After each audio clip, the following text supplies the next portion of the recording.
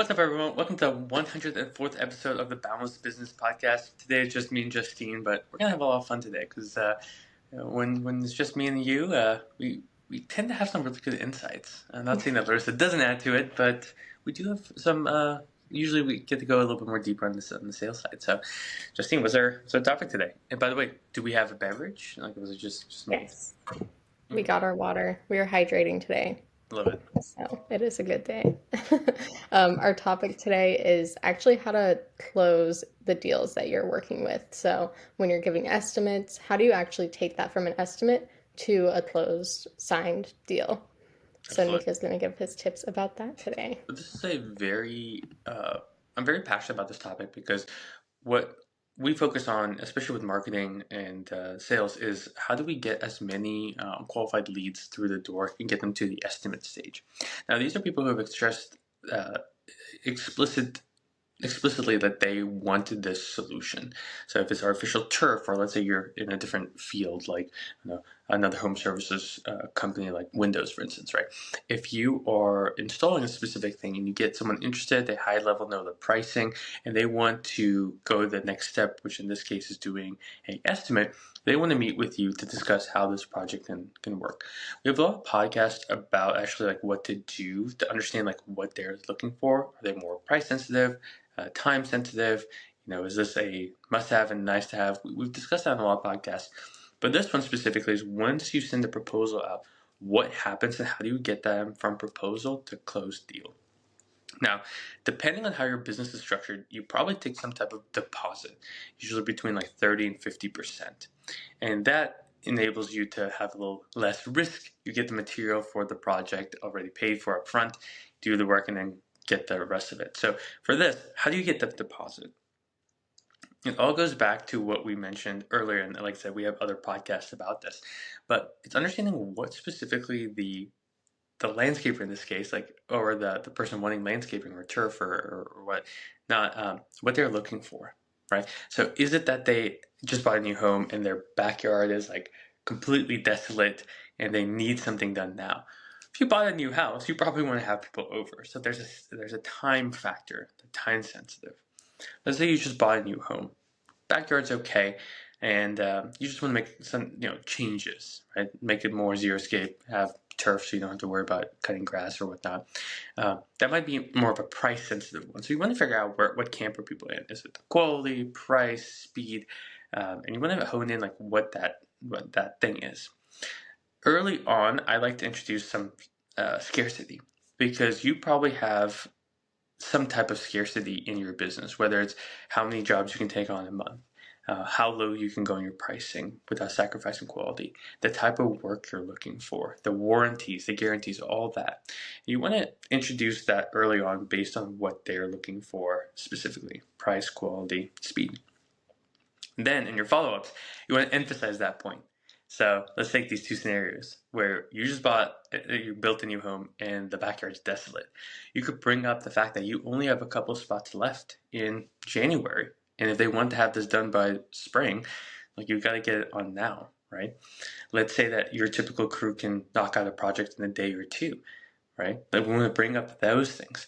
You want to do all this before you go to the discounting phase because you can only discount so much, and usually you're discounting into your profit, which I'm not a fan of.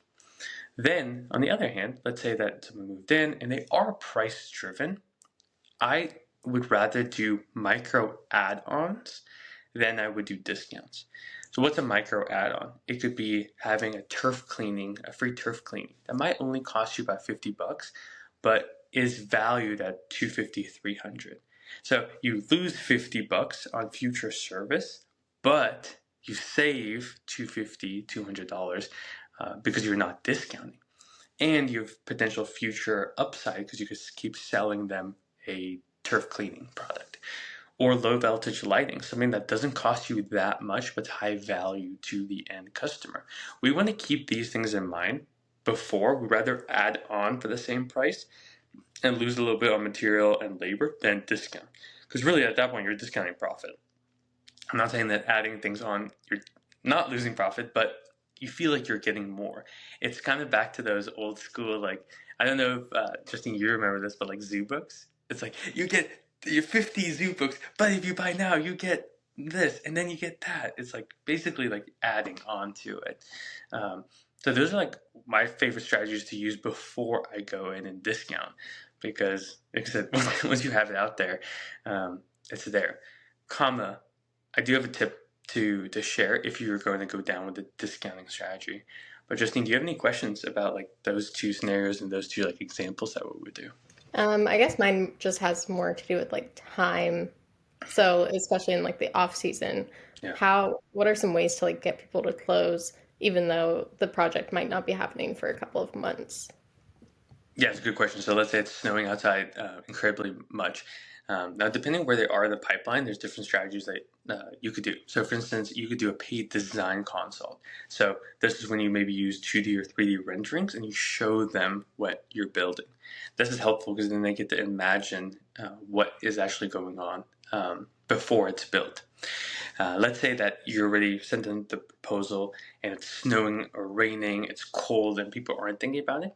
Then what I would do is potentially lower the deposit and do, hey, listen, we're going to do a reserving your spot, right? This reserves it to get installed in this week or this time frame. And instead of 10% or 50% of the project, maybe it's 10%, maybe it's $500, something that just reserves it, and we say, hey, this is a deposit, it's just going to be applied to your balance. If you don't use it between that point, you can either refund it or you can keep it depending on what your internal strategy is. But you definitely want to have some exchange of commitment, because people are the warmest when they meet you, when the proposals and then the real numbers hit. They're somewhat still there, and every single day they get lower and lower because life happens. Dog gets sick, the roof leaks, so things just are going to happen.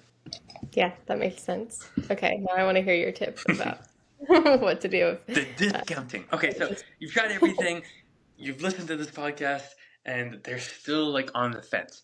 Should you discount? Maybe.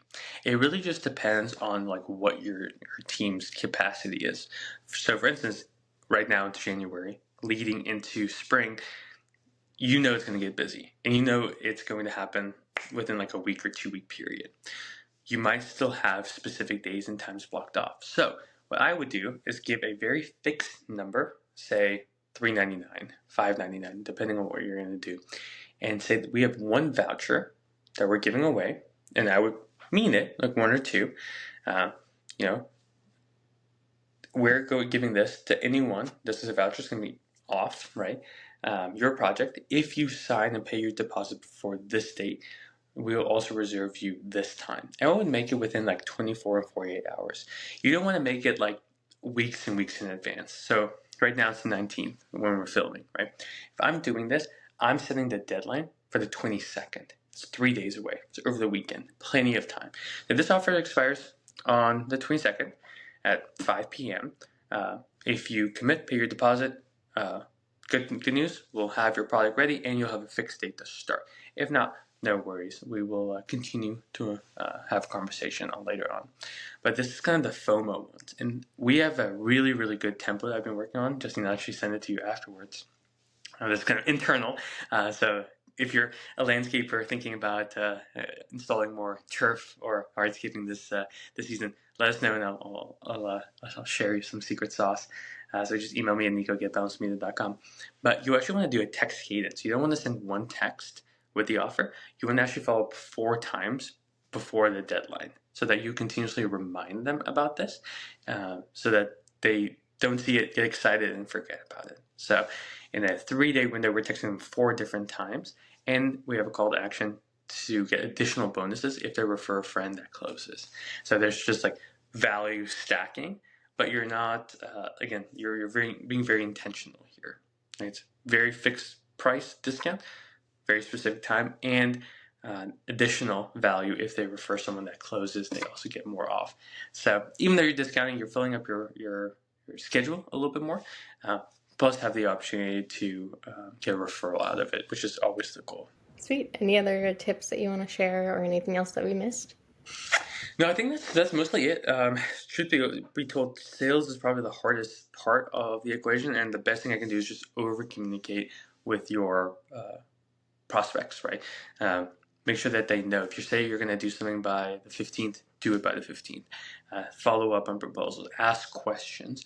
Don't be afraid to be that annoying sales guy as long as you're providing value, because they reached out to you to solve a very specific pain point for them, and we want to be able to facilitate that. And know that you have limitations. Like, even as much as you want to work with them, you cannot schedule more people than your team can manage, because then your quality will suffer.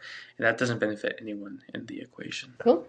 Well, I think those were some great tips. Thank you, Nico. Of course, Justine, it's been a pleasure. Have a great rest of your Friday. And team, if you guys have any questions or anything, guys, email me at nico@getbalancemedia.com, and we'll see you guys in the next episode.